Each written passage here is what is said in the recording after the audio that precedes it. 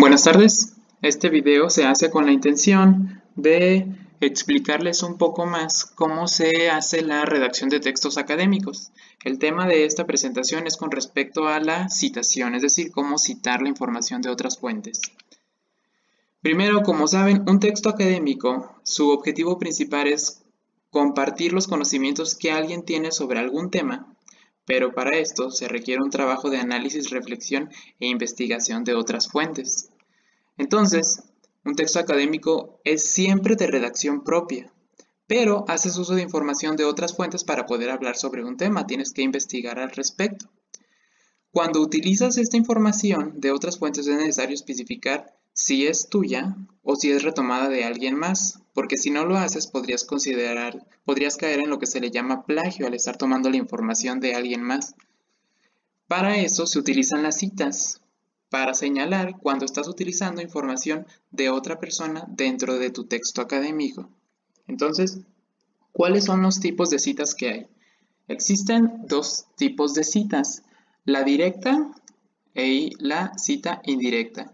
La cita directa se podría decir que es la cita textual, cuando se pone tal cual el texto como se encontraba en el documento de donde lo sacamos. Entonces, la cita directa tiene dos tipos de citas. La cita corta, que es cuando tiene menos de 40 palabras, y la cita en bloque, o se podría decir que larga, cuando son 40 palabras o más. Se diferencian porque se colocan diferente dentro del texto. La cita corta va dentro del mismo párrafo, en donde se vaya a poner la información. Y como va dentro de un mismo párrafo donde nosotros también estamos escribiendo algo para diferenciarla, se pone entre comillas el texto. Por ejemplo, si se fijan aquí en este ejemplo, la primera parte la escribió el autor del texto académico y entre comillas puso la información que obtuvo de otra fuente. Por otro lado, la cita en bloque, como tiene 40 palabras o más, ya implicaría tener un párrafo muy largo. Por eso va en un párrafo separado o en un bloque separado, por eso se le llama así. Para diferenciarla de información que no es tuya, se pone con un margen. Si se fijan, aquí tiene margen. El párrafo de arriba es información que escribió el mismo autor del texto académico, pero esta otra parte ya la obtuvo de alguna otra fuente, por eso la puso separada y no se necesita poner entre comillas porque prácticamente todo el párrafo es obtenido de otra fuente. La cita indirecta es diferente a la textual. Esta es una paráfrasis, es decir, dices lo que obtuviste del autor, pero con tus propias palabras. Por eso va dentro del mismo párrafo, no utiliza comillas porque prácticamente se puede decir que son tus palabras y no requieren la página. Por ejemplo, si se fijan en este que está aquí, aquí está diciendo qué autor lo menciona y viene el año, y esto que viene adelante es lo que dice el autor, pero con palabras propias de la persona que está escribiéndolo. No se pone la página porque en estos casos a veces se resume información muy grande de un texto para poder escribirlo con propias palabras. Entonces podría abarcar diferentes páginas, por eso no requiere siempre el poner la página. Y otra cosa, toda cita, ya sea directa o indirecta, debe de llevar la información de dónde se obtuvo. Primero, el autor, el año y la página, aunque ya vieron que la cita indirecta puede no tenerla. Ahora, ¿dónde puede ponerse esa información? Puede ponerse en dos partes. La primera es la cita cuando es narrativa, es decir, cuando queremos poner énfasis en el autor. En estos ejemplos, el autor se menciona al inicio del texto y el año y la página se mencionan hasta el final. Por ejemplo, miren, aquí está una cita directa corta, que es una textual de menos de 40 palabras. Aquí el autor, quien está escribiendo el texto académico quiere enfatizar quién fue el que dijo eso, por eso pone el autor al inicio y hasta el final, donde termina el texto copiado, donde están las comillas, pone el año y la página. En una cita directa en bloque sucede lo mismo. En la parte que escribió quien escribió el texto académico, arriba pone de qué autor es lo que va a copiar tal cual. Y ya dentro del bloque, que es de más de 40 palabras hasta el final, pone el año y la página. Y en la cita indirecta ocurre lo mismo.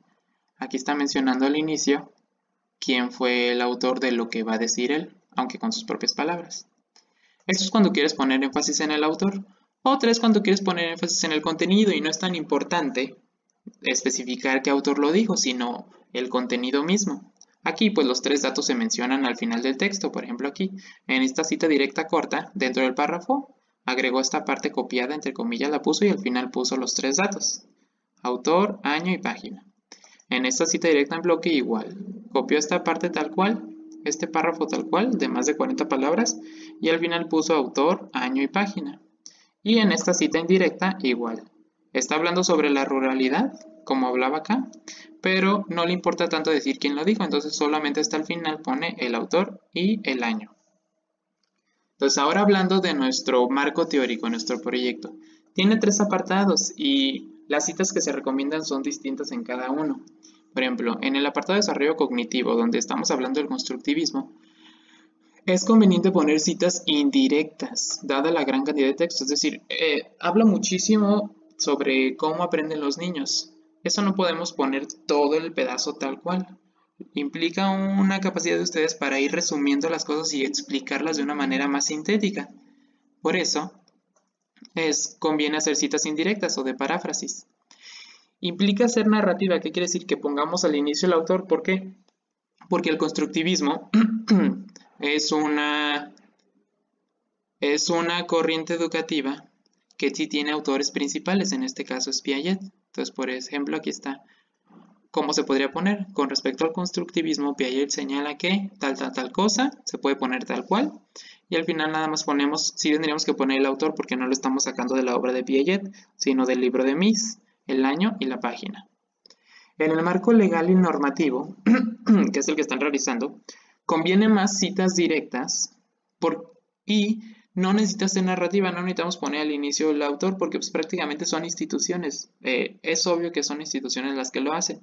Lo importante aquí es poner el apartado que nos sirve y hasta el final poner la información de dónde lo obtuvimos, que sería CEP, el año y la página.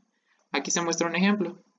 Dice, con respecto al rezago, el principio pedagógico tal nos menciona que, y aquí entre comillas se pondría la cita textual corta. Y hasta el final pondríamos el año, el autor, perdón, que sería la CEP, el año y la página. Y ya pueden ustedes argumentar.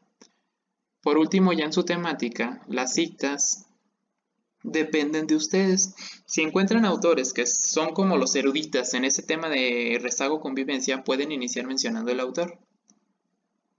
O si no, pueden poner la información y al final poner el autor. Pero recuerden, lo más importante, un texto académico no es un resumen, no es copiar y pegar, porque ahí no estamos viendo la capacidad de análisis de ustedes. Lo importante de un texto académico es la reflexión de la información. Por eso, cuando ustedes pongan citas textuales, es decir, tal cual, no nos sirve de nada que la pongan si no nos explican el por qué la están poniendo.